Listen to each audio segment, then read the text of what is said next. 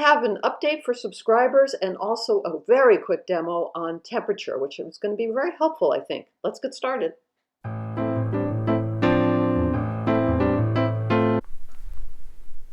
Jo Mackenzie here, and I have a variety of things to talk about today. And also a very good tip, or something that I'm very aware of in terms of temperature. So we'll see how that goes. I'm also waiting for a delivery of some roses. Yes, I sent myself roses because I'm having some difficulty painting from photographs, and I thought painting from real life could be really helpful. So I might have to jettison this video entirely if that delivery comes. I also want to say that I just finished 3 days of painting badly, which was my reason for getting the roses. I had a particular photograph I was working from, and you know, I should have listened to my instincts from the very first second. I thought, this is looking a little like it won't work, but I kept trying and trying and trying. Now, one of the reasons that I think it didn't work, and I'm not going to use the words because I hate to be rude. I always like to be positive whenever I can. I'm not sure this is rude, but you know, you're not sure who you can offend these days. But roses can either look very similar to female body parts or male body parts, depending on what's happening with that bloom.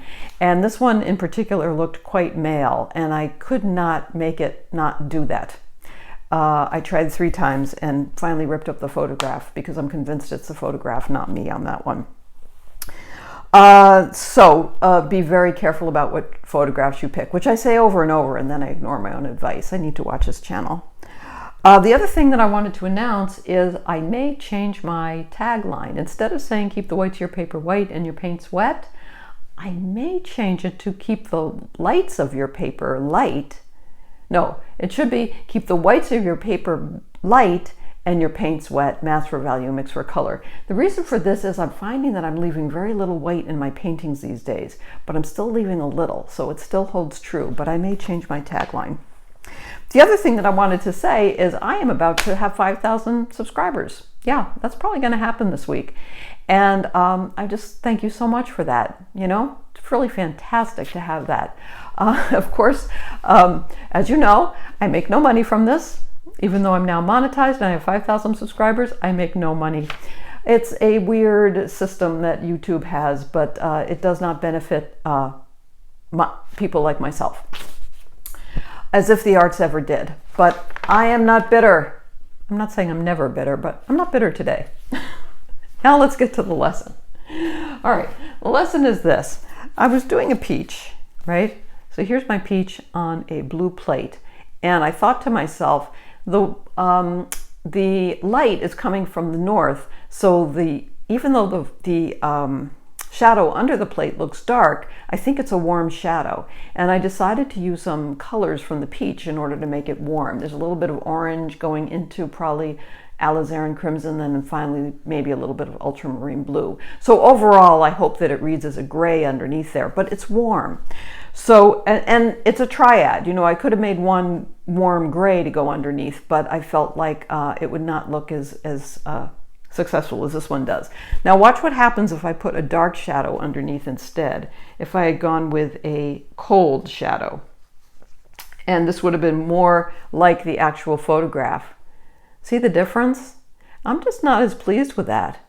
So even though this meets the criterion for the photograph, watch what happens when instead of a cold shadow, it becomes a warm shadow.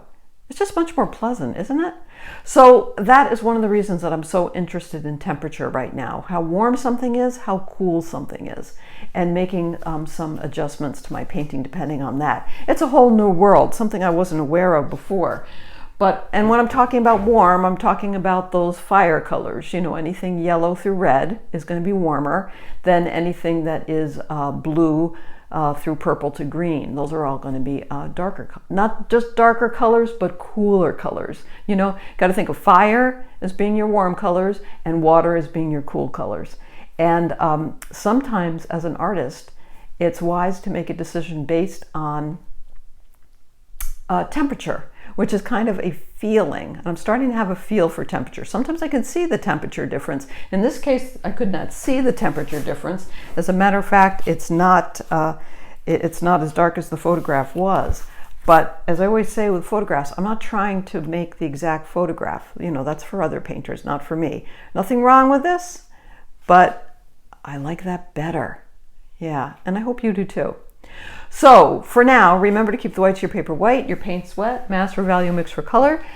Please join my YouTube channel and tell a friend too. And if you're watching this and you haven't subscribed yet, hit the subscribe button. It doesn't hurt, helps me, but won't hurt you at all. And once these roses come, I am going to plunk them in some water and get very, very busy.